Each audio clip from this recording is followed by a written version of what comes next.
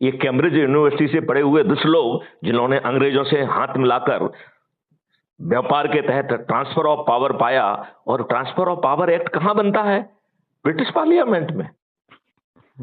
मतलब हम कितने दुष्ट होंगे, और हम सब विद्वान लोग जो है ना कहीं कर्जा मुक्ति की बात कहेंगे, ऐसे कहेंगे, लोगों को जगाएंगे, बड़े बड़े फंडे देंगे।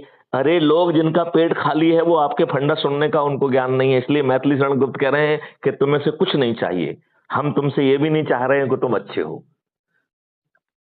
तो हमें इस बात से कोई लेना देना नहीं है कि तुम अच्छे हो कि बुरे हो, हमें इस बात से भी लेना देना नहीं है कि तुम सज्जन हो कि दुष्ट हो, मुझे इस बात से भी लेना देना नहीं है कि तुम अपराधी हो क्या। मुझे इस बात से अकेला लेना देना है कि भाई साहब, जिन परिस्थितियों में आप जैसे भी हो, आज क्या इस बात का संकल्प और शपथ लेने के लिए तैयार हो कि हमें अच्छा भारत चाहिए। बस इस संकल्प और शपथ के साथ मैं तुमको अच्छा भारत दे दूंगा, और उसकी शुरुआत 10वें दिन से हो जाएगी। यही सत्यनारायण कथा कह रही है। और ये सत्यनारायण कथा कह रही है कि 4 छोटे से उपाय हैं, कर लो भाई। पहले अध्याय में कह रही है कि crime free Bharat YouTube channel को सब्सक्राइब कर लो। दूसरे में कह रही है कि साहब उसी में हर डिस्क्रिप्शन बॉक्स में लिंक दी गई है, crime free Bharat app download कर दो। सत्यनारायण कथा का तीसरा अध्याय कह रहा है कि भाई अपने प्रोफाइल में जाओ और सभी को व्हाट्सएप पे शेयर कर लो।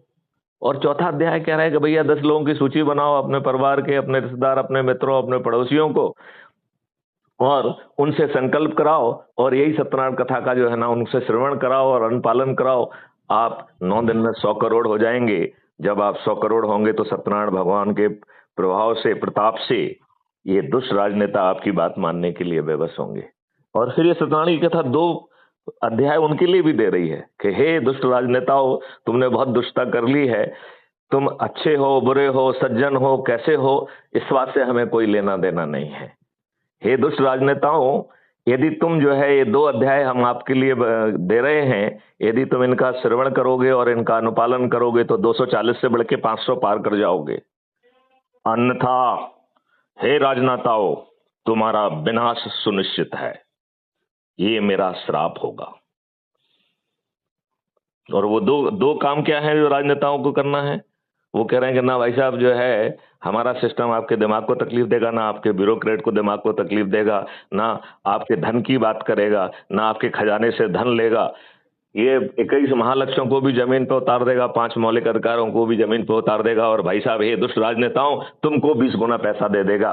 लेकिन तुम्हें जो है ना इस बात का ध्यान रखना है कि क्या करना है कि आपको टैक्स मुक्ति करना होगी 5 साल के अंदर। जब 20 गुना पैसा होगा तो टैक्स क्यों ले रहे हो भाई साहब? क्या सीबीआई की रेड करने के लिए?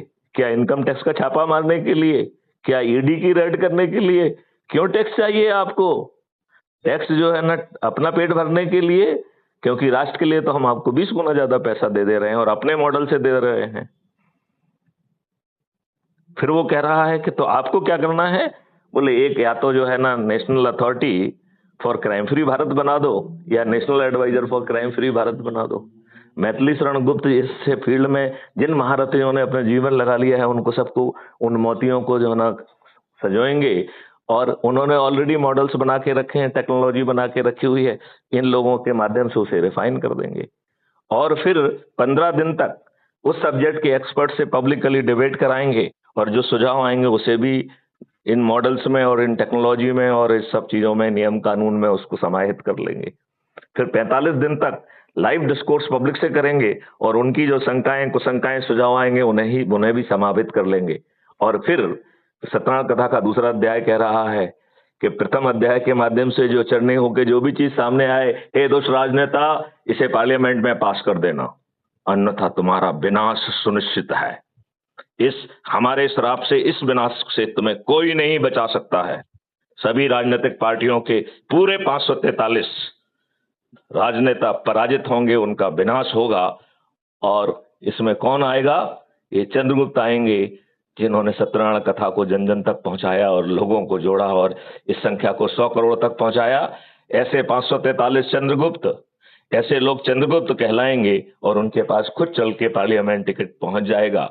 और फिर जो है हम 100 करोड़ लोग छत पर चढ़कर इन महारथियों को, जो हमें अच्छा भारत देने वाले हैं, उनको जो है ना संकल्प के साथ विजयी बनाएंगे। और जिस दिन वोटिंग होगी ईवीएम मशीन में वोट डालेंगे। अब बताओ, सत्यनारायण के प्रताप से, सत्यनारायण के शराब से ये सभी दुष्ट राजनेता पराजित हो जाएंगे कि नहीं हो जाएंगे? आरिफ भाई बताइए आप मुझे। डेफिनेट डेफिनेट पराजित होंगे, क्यों नहीं पराजित होंगे। तो बताइए, आपको बिना कष्ट के हमने आपके सभी दे दिया ना आपको, नहीं, बिल्कुल बिल्कुल। बिना कष्ट के। और ये कहने वाला व्यक्ति कोई साधारण व्यक्ति नहीं है, मैथिली शरण गुप्त है, जिसे भगवान ने इसी काम के लिए पैदा किया है, जिसने 13 डिग्रियां की हैं, जिसने जाने कितने जो है ना अवार्ड जीते हैं, जितने जाने कितने मेडल्स जीते हुए हैं। नहीं, ईश्वर ने बिल्कुल उस मैथिली शरण गुप्त को इसी काम के लिए पकाया है। बिल्कुल। जो हमें नौकरी थी वो तो जो है ना सिर्फ पकाने की कार्रवाई थी, असली काम तो अब हो रहा है। जी, हमें जो है कुछ इतिहास रचने के लिए और असाधारण जो है, साधारण लोग हैं और असाधारण कार्य के लिए ही पैदा किया है नियति ने, हमें प्रकृति ने। तो आपको नहीं लगता है कि हम जो है क्लिष्ट बातें करने की बजाय लोगों को उकसा के और कहें ये करो वो ना करो, ये दुष्ट व्यवस्था साले उनकी जमीनों की नीलामी कर लेगी, इस